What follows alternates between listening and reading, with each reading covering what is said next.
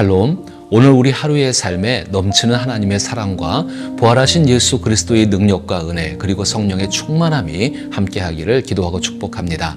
함께 읽고 묵상할 말씀은 마가복음 7장 14절로부터 23절 말씀입니다. 제가 읽어봅니다. 무리를 다시 불러 이르시되 너희는 다 내 말을 듣고 깨달으라.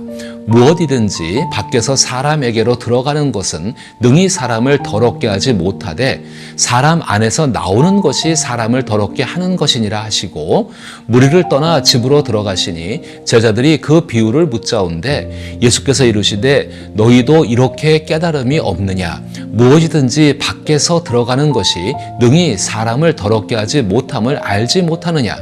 이는 마음으로 들어가지 아니하고 배로 들어가 뒤로 나감이라. 이러므로 모든 음식물을 깨끗하다 하시니라.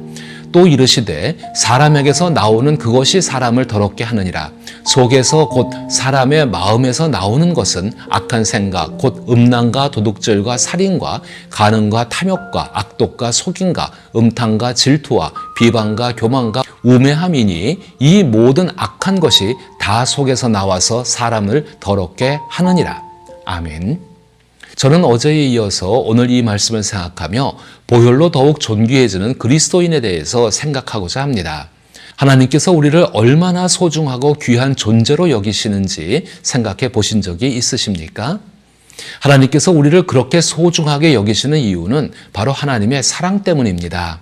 이 사랑은 막연한 낭만적인 감정이 아니라 하나님의 아들 예수 그리스도께서 보혈을 흘리심으로써 나타내신 진실한 사랑입니다. 이 사랑으로 인해 그리스도인들은 예수님의 피로 구원받은 존귀한 존재입니다. 그러므로 그리스도인들의 영혼은 하나님께서 자신이 창조하신 온 천하보다 더 귀하게 여기시는 소중한 존재입니다. 하나님의 기쁨을 생각해 보십시오. 존귀한 영혼을 지닌 그리스도인들이 예수님의 피, 즉 보혈의 능력을 증거하는 복음을 믿고 자신의 마음과 생각, 말과 행동을 예수님처럼 변화시켜 나갈 때 하나님께서 모든 것을 합력하여 그 사람을 도우십니다. 이는 성부, 성자, 성령 하나님과 함께 보혈을 의지하며 춤추는 삶이라 할 수 있습니다. 이처럼 보혈로 자신을 날마다 새롭게 하는 과정에서 오랜 시간 우리 마음에 자리 잡은 죄책감, 수치심, 열등감 등을 예수님의 보혈의 능력이 담긴 복음으로 벗어버릴 수 있습니다. 이에 대해 로마서 10장 10절은 사람이 마음으로 믿어 의에 이르고 입으로 시인하여 구원에 이르느니라 라고 말씀합니다. 이 구절은 마음에서 시작된 변화가 하나님께서 완성하시는 구원의 온전한 모습에 이르게 함을 의미합니다. 많은 신앙인들이 구원이 시작되었음을 알고 있지만 예수님의 보혈을 의지하여 하나님께서 원하시는 구원받은 자의 온전한 모습에 이르러야 한다는 점은 간과하는 경우가 많습니다. 설령 구원의 온전한 모습을 이루려 해도 하나님의 사랑이 담긴 예수님의 피를 의지하는 그 피를 증언하는 복음의 능력을 벗어난 외적인 방법에서 해법을 찾으려는 경향이 있습니다. 그러나 분명한 사실은 예수 그리스도의 피로 구원받은 그리스도인들의 영혼은 외적인 방법으로 다룰 수 없다는 것입니다.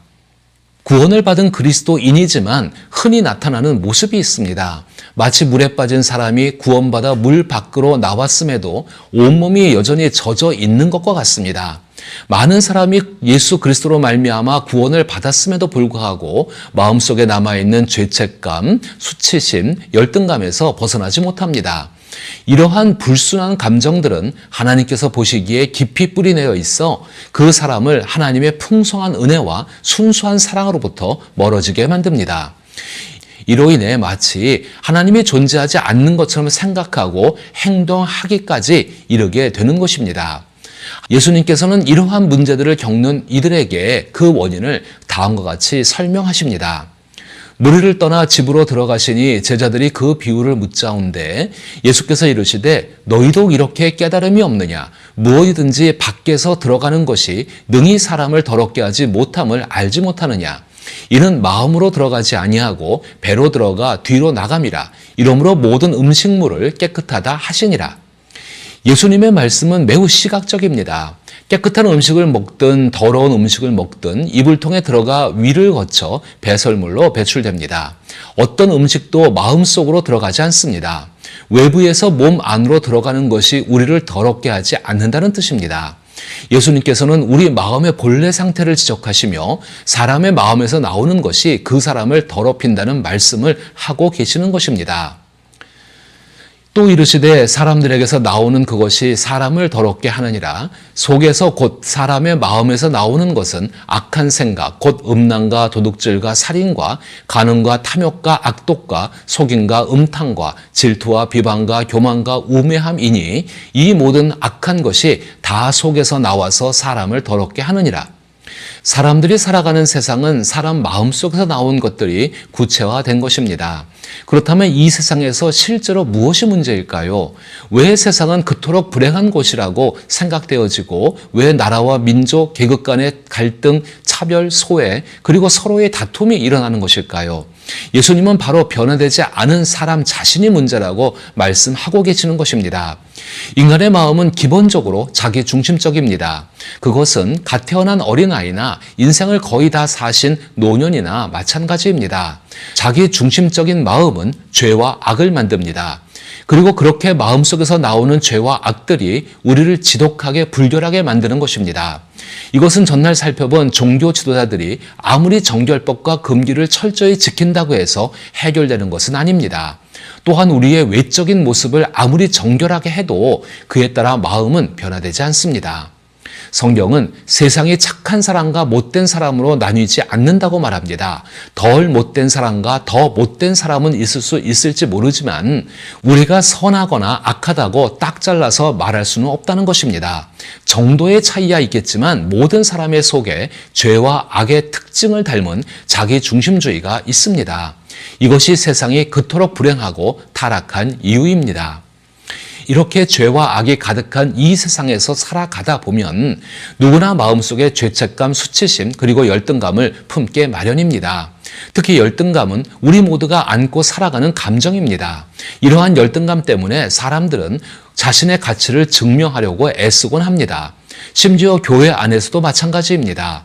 복음에 합당한 삶을 살아가며 예수 그리스도를 닮아 하나님을 기쁘시게 하는 하나님의 자녀의 삶이 있음에도 불구하고 교회가 성장하거나 사람들에게 칭찬을 받으며 교회의 이름이 알려지면 사람들은 종종 우쭐해하기 쉽습니다.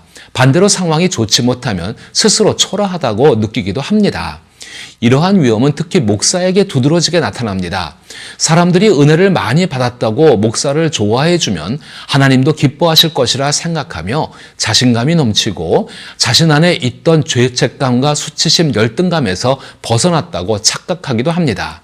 그러나 이는 전혀 사실이 아닙니다. 성경은 로마서 1장 17절에서 오직 의인은 믿음으로 말미암아 살리라 라고 분명히 말씀하고 있습니다. 우리는 어떻게 하면 오직 믿음으로 살아갈 수 있을까요? 죄책감, 수치심, 열등감에 사로잡힌 우리에게 과연 무엇이 우리를 깨끗하게 할 수 있을까요? 보혈과 복음으로 내면으로부터 자신을 새롭게 하는 것은 무엇일까요? 그것이 바로 예수님의 말씀을 믿으며 살아가는 것입니다. 오늘 본문에서 예수님은 19절에서 이러므로 모든 음식물을 깨끗하다 하시니라 라고 선언하십니다. 이 구절은 예수님께서 이제부터 이 음식들을 깨끗하게 만드셨다는 선언입니다. 예수님은 말씀으로 세상을 창조하신 하나님이십니다. 이전의 말씀으로 풍랑을 잠잠케 하시고 죽은 소녀를 살리셨습니다. 그러므로 예수님은 말씀으로 모든 음식을 깨끗하게 하실 수 있는 분이십니다. 하지만 이 선포의 의미를 온전히 이해하려면 예수님께서 하나님의 말씀을 얼마나 깊이 존중하셨는지를 알아야 합니다. 예수님은 스스로 하나님의 말씀을 철저히 지키셨으며 마태복음에서 하나님의 말씀의 1.1획도 결코 없어지지 않고 다 이루어질 것이라고 말씀하셨습니다. 하나님께서 광야에서 주신 정결법과 금기는 하나님 말씀의 일부입니다. 예수님은 말씀이 육신이 되어 이 땅에 오신 하나님이십니다. 예수님께서 이 정결법을 무턱대고 폐지하셨을 리가 없습니다. 오히려 예수님은 정결법이 예수님의 이름으로 완성되었음을 선언하신 것입니다. 이제 우리는 예전처럼 하나님 앞에 흠 없이 나가기 위해 정결법을 지킬 필요는 없지만 위생적인 측면에서는 여전히 중요합니다. 모든 도덕과 선행의 행위는 마음 깊숙이까지 미치지 못합니다. 그러나 예수님의 피를 증거하는 말씀은 우리의 마음을 깨끗하게 할 뿐 아니라 영적인 정화까지 이루어냅니다. 예를 들어 고린도후서 5장 21절에 하나님이 죄를 알지도 못하신 이를 우리를 대신하여 죄로 삼으신 것은 우리로 하여금 그 안에서 하나님의 의가 되게 하려 하심이라는 이 말씀을 마음에 새기며 자신의 마음을 말씀으로 채워가 보십시오. 놀랍게도 그 말씀이 우리 안에서 살아 움직이며 우리의 마음을 새롭게 변화시키십니다. 사실 누구나 과거에 저지른 실수 하나로 인해 말할 수 없는 죄책감과 수치심에 시달리며 살아갑니다. 평생 그 실수를 만회하기 위해 애쓰며 고군분투하는 것입니다. 특별히 악한 의도가 없더라도 열등감과 싸우는 경우가 많습니다. 종교나 정치 혹은 아름다운 외모 혹은 남들에게 인정받는 것으로 그 열등감을 치유하려 노력하기도 합니다. 그러나 예수님께서는 자신의 피로 우리와 만물을 하나님 앞에서 깨끗하게 하셨습니다. 그러기에 이제 우리는 하나님 앞에서 불결하다고 여겨지는 치명적인 행위를 예수님의 발치에 내려놓아야 합니다. 그리고 오직 예수님 위에 예수님 안에서 온전히 서는 삶을 살아가기 시작해야 합니다. 그런 삶을 살아가고자 하는 이들에게 하나님은 예수님께 부어주신 하늘의 능력으로 함께 하십니다. 꼭 기억하십시오. 마음에 품은 선한 생각이 선한 결과를 만들고 마음에 품은 악한 생각이 악한 결과를 만듭니다. 그러므로 항상 예수 그리스도의 보혈을 의지하여 선한 생각을 품고 그 삶을 이루어가며 살아갈 수 있기를 기도하며 축복합니다.